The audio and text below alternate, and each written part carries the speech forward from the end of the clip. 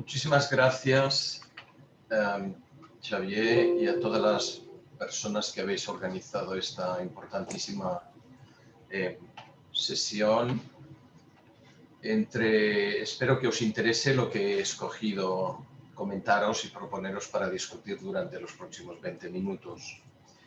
Este es uno de los mensajes centrales que iré desarrollando durante los próximos minutos. Creo que es obvio que estamos ante una crisis devastadora. A veces veo personas que la minimizan. Espero que nunca volvamos a sufrir una tan grave. Todavía no hemos salido de ella. Para salir de tanta muerte y ruina necesitamos... espero que estéis viendo bien las diapositivas si no me decís nada, Necesitamos que la sociedad civil, que los aparatos de Estado, que las distintas infraestructuras apoyen estas instituciones. Veréis más tarde que me refiero a las instituciones de salud pública que actúan desde dentro del sistema sanitario y también desde fuera del sistema sanitario. Luego lo veremos más. El programa político alternativo al populismo, que a veces llamamos el populismo trumpista y que existe en España y en otros países, es un Estado más eficiente que promueva orden, justicia, eficiencia, racionalidad. Creo que aquí tenemos elementos persuasivos, potentes, urgentes y en cierto modo elementales, pero también atractivos. Y esta es la principal respuesta. Creo que podemos tener, perdón, no sé si me decíais algo, espero que no. Creo que necesitamos pensar hoy si la pandemia está poniendo en evidencia, si realmente está convenciendo a más ciudadanos de lo que luego veremos que son las realidades supraautonómicas, de la obsolescencia de ciertos aparatos de Estado, del valor de ciertas políticas, no solo las de salud pública. Y por supuesto de que nos enfrentamos a viejas y nuevas tensiones entre el individuo y la sociedad, lo estamos viendo cada día, entre leyes, libertades y derechos, entre economía y salud. Pero estas tensiones tenemos la obligación de verlas de forma dialéctica y constructiva. Hay muchos ejemplos de que podemos resolverlas de forma innovadora y constructiva. Las instituciones de salud pública para mí hoy, por supuesto que son importantes en sí mismas, pero son también un ejemplo de un tipo de instituciones sistémicas y sociales que son esenciales en una democracia. No lo veáis solo como unas instituciones de salud pública. Luego iréis viendo que hay muchas similitudes con otro tipo de instituciones relacionadas con las políticas sociales, por ejemplo. Si no lo vemos ahora, ¿cuándo veremos que la pandemia hace bien visibles los efectos dramáticos de tener instituciones y aparatos de Estado ineficientes? Incluso me atrevo a decir ante mi amigo Xavier y los otros juristas, ¿no? Que yo creo que también somos conscientes todos y lo sois de que a veces las leyes son ineficientes. O quizá de sistemas jurídicos que no prestan suficiente atención a los efectos que provocan o a los efectos que no palían sobre la salud y el bienestar y la economía. ¿Cómo podemos superar tantas causas de la inacción que a veces hemos visto durante este año? A mí me parece que debemos reflexionar sobre la necesidad de cambiar leyes para que nos podamos anticipar y gestionar mejor problemas tan complejos como la pandemia. Lo digo como epidemiólogo, pero también como ciudadano, ¿no? Cambiar leyes, cambiar instituciones. A mí me parece que la pandemia nos pone ante evidencias. La primera es que el inmovilismo es ruinoso. Cuando no hacemos nada, las cosas van muy mal. La segunda es que la recentralización de los sistemas de salud pública es o bien indeseable o bien inviable. Yo pienso que es indeseable. Y creo que también nos pone ante la evidencia de que podemos progresar hacia un Estado, que podéis llamarlo federal o no, que puede ser más justo, más amable, más útil a los ciudadanos, porque responde mejor a los graves problemas que estamos viendo que se producen a toda velocidad y con toda complejidad. ¿La pandemia lo está haciendo evidente o no? ¿A cuántas personas nos lo está haciendo más evidente que nunca? ¿Y cuántas creen que no hay para tanto? Bueno, como epidemiólogo me parece obvio que la pandemia no es el resultado simple de sumar o multiplicar el problema que tiene cada una de nuestras 17 autonomías. La pandemia es más que el resultado de multiplicar. La pandemia, como todo problema sistémico, tiene una dimensión, en este caso supraautonómica, que la podéis llamar estatal o federal. Y me ciño al problema estatal español para no abordar, porque no tengo tiempo de abordar, pero es obvio que tiene una dimensión europea y una dimensión mundial. Esta dimensión supraautonómica, este hecho de que la pandemia es más que la suma, más que incluso la multiplicación, es intuitivo, pero no termina de entenderse bien. Y creo que debemos de avanzar en este sentido. Quizás se entienda mejor la idea, algo más sencilla, de que ninguna comunidad autónoma puede defender sola el bienestar de su gente, de que unas nos necesitamos a otras. Esto se entiende y es una idea potente y moviliza amplias minorías no sectarias, pero está muy poco frecuente en los discursos de nuestras comunidades, de nuestras autoridades autonómicas. Como epidemiólogo me parece obvio que es desastroso que una comunidad autónoma defienda solo lo suyo, cuando es obvio que para defender lo suyo necesita cooperar lealmente con las demás comunidades autónomas y con el gobierno estatal. Y además, cuando su obligación es defender la totalidad de la población y de la economía del Estado. Esto irrita mucho a los populistas y a ciertas visiones muy sectarias, que no quiero cualificar más. Sé que es una idea que puede parecer provocadora, pero a mí me parece obvio también, no solo ahora con la pandemia, hace muchos años que como epidemiólogo lo vengo diciendo, que cada comunidad autónoma debe asumir las responsabilidades que tiene más allá de sus fronteras. Y además, creo evidente que a ninguna comunidad autónoma le va mejor con una gobernanza estatal débil. Pensad en cómo está funcionando, por ejemplo, el Consejo Interterritorial de Sanidad, de Salud, o bien el propio funcionamiento muy débil del propio Ministerio de Sanidad. Por lo tanto, no es la pandemia la razón más poderosa que nunca ha vivido nuestra generación, por lo menos los que estamos por debajo de los 90 años, para apreciar y actuar ante estos hechos. A mí me parece que la pandemia sí es la razón más poderosa, aunque ciertamente antes de ella ya teníamos otras razones potentes para apreciar hechos de esta naturaleza. Bien, ahora debo de dedicar unos breves minutos a hablar de qué se entiende hoy en día por salud pública, porque salud pública no es lo mismo que sanidad pública. Salud pública es todo lo que como sociedad hacemos para proteger, promover y restaurar la salud de las personas, desde dentro y desde fuera del sistema sanitario. Esto es una realidad existente que en parte es visible, en parte es invisible, y es también una propuesta, por supuesto, política, no partidista, por supuesto, una propuesta cultural, una propuesta cívica, para avanzar y superar de algún modo, de verdad, la crisis que estamos viviendo. La salud pública es el conjunto, la salud del conjunto de la sociedad. Son instituciones, empresas y organizaciones que protegen y fomentan la salud. Son las políticas públicas y privadas, las leyes, los servicios, todo lo que estáis viendo aquí delante y leyendo mientras yo hablo. Esto influye sobre la salud y es salud pública. Vamos a resumirlo así. Quienes influyen sobre la salud son estas políticas, estas leyes, estos servicios, estos productos.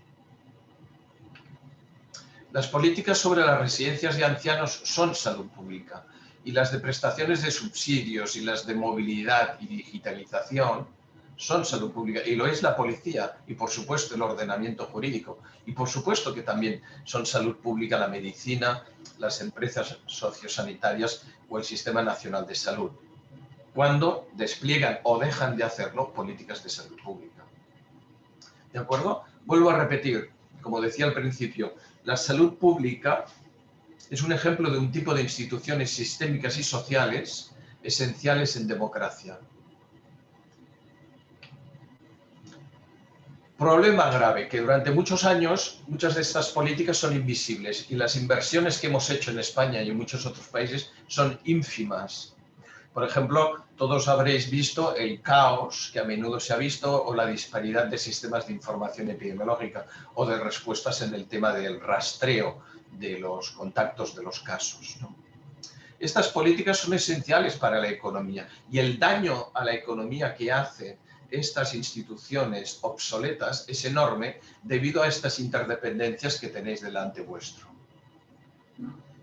Y temo que no estemos aprendiendo lo suficiente sobre la necesidad de invertir en este tipo de sistemas de vigilancia epidemiológica, por ejemplo. Todo lo que acabo de decir forma parte, desde hace más de 20 o 30 años, de lo que los profesionales de la salud pública sabemos. Aquí lo tenéis expresado en el diccionario de epidemiología, en los puntos 1, 2 y 3, por ejemplo, ¿de acuerdo? O dicho de una manera coloquial, la salud pública cuida cada día de lo que respiramos, bebemos y comemos, de cómo trabajamos, de cómo nos movemos y de cómo vivimos juntos.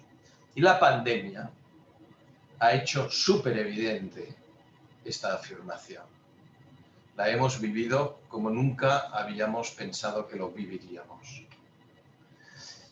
Hace muchos años que hacemos modelos sobre factores condicionantes de la salud como el que veis aquí delante. En el estado de salud, por lo tanto, influye el sistema político, el económico, el ambiental y la crisis planetaria, la crisis climática, la crisis de la globalización desregulada, desde hace muchos años forman parte de estos sistemas de factores que condicionan la salud pública y la salud de una sociedad. Por esto, sanidad pública, y con esto termino, no es sinónimo de salud pública. Sanidad pública normalmente se refiere al sistema de asistencia clínica individual. Cuando utilizamos la acepción un poco más amplia y rigurosa de salud pública, incluimos servicios colectivos de salud pública. Por ejemplo, incluimos a las vacunas, a las políticas vacunales, a los sistemas, a la logística vacunal, ¿de acuerdo? Pero excluimos muchas veces al hablar de sanidad pública correctamente las políticas y servicios que operan desde fuera del sistema de salud, que tienen efectos sobre la salud pública y que no forman parte de la sanidad pública. Por lo tanto, sanidad pública no es sinónimo de salud pública. Terminada esta parte, voy a dedicar unos minutos a hablar un poco de salud mental porque me lo pidió el profesor Arbós, aunque yo no soy experto en ello. Y voy a mencionaros rápidamente 3 estudios importantes. El primero se hizo sobre pensamientos y comportamientos suicidas en la población general española durante la primera oleada de la pandemia por el grupo de mi colega Jordi Alonso y colaboradores. Y en ellos trabajaron con una muestra representativa de 3.500 personas no institucionalizadas alrededor de junio mediante entrevistas telefónicas. Y lo que encontraron fue que la prevalencia, la frecuencia en un momento dado durante 30 días de estos pensamientos y comportamientos suicida era del 4,5% en la población española. Las personas con trastornos mentales a lo largo de su vida o en la actualidad tenían frecuencias mucho más altas de estos pensamientos y comportamientos suicidas.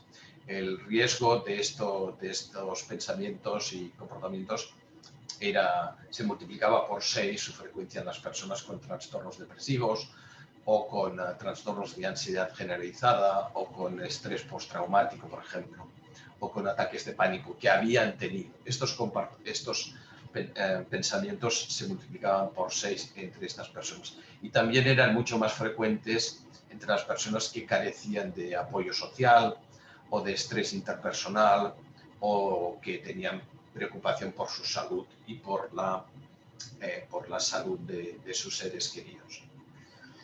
En este otro estudio se centraron en problemas de salud mental en trabajadores de la sanidad en mayo y septiembre. Y ellos encontraron entre más de 9.000 de estos profesionales, pues que el 28% notificaban trastornos depresivos mayores, un 24% trastornos de ansiedad y ataques de pánico, un 45% presentaban trastornos que les incapacitaban, ¿no?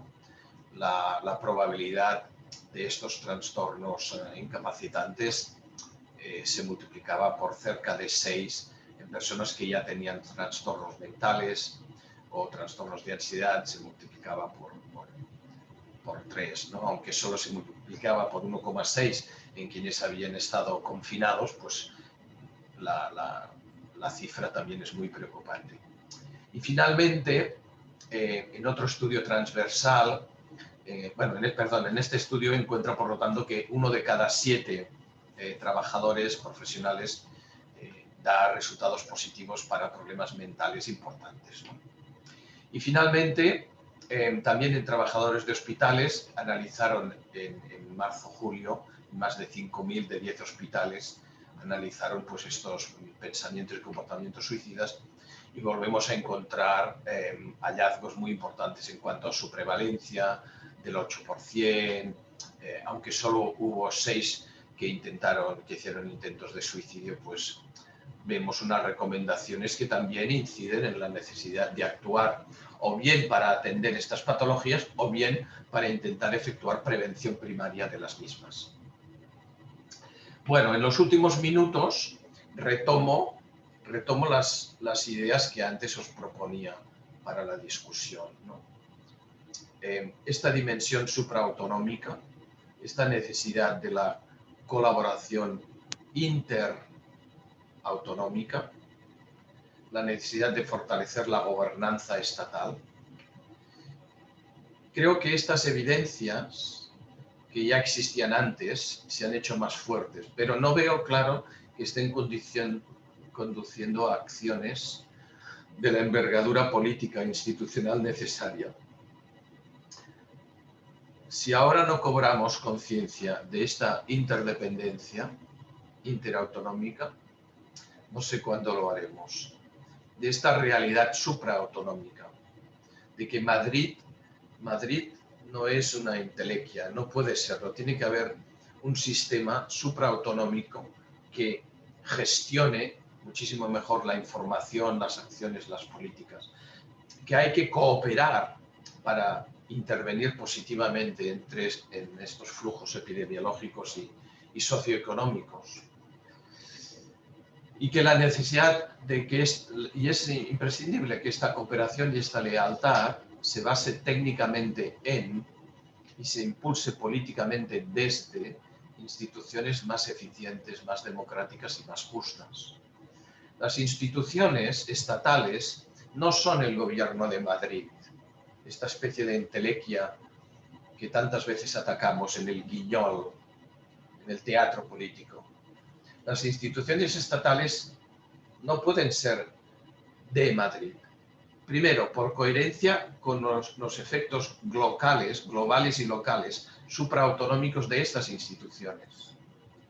Segundo, por los efectos locales y supraautonómicos de la pandemia. Y tercero, porque necesitamos efectos supraautonómicos, sistémicos, para controlar la pandemia.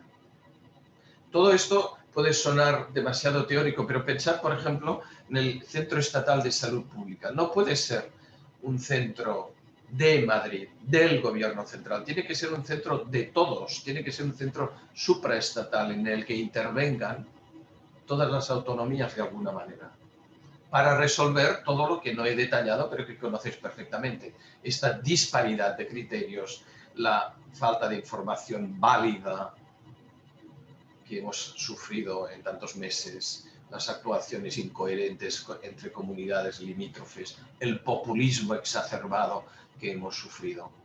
Por lo tanto, y para terminar, quisiera solo recordar un par de cosas. Primero, es cierto que muchas comunidades autónomas ya cooperan desde hace años de forma invisible. Muchas se ocupan también de lo supraautonómico. Debemos seguir fortaleciendo estas bases políticas y jurídicas.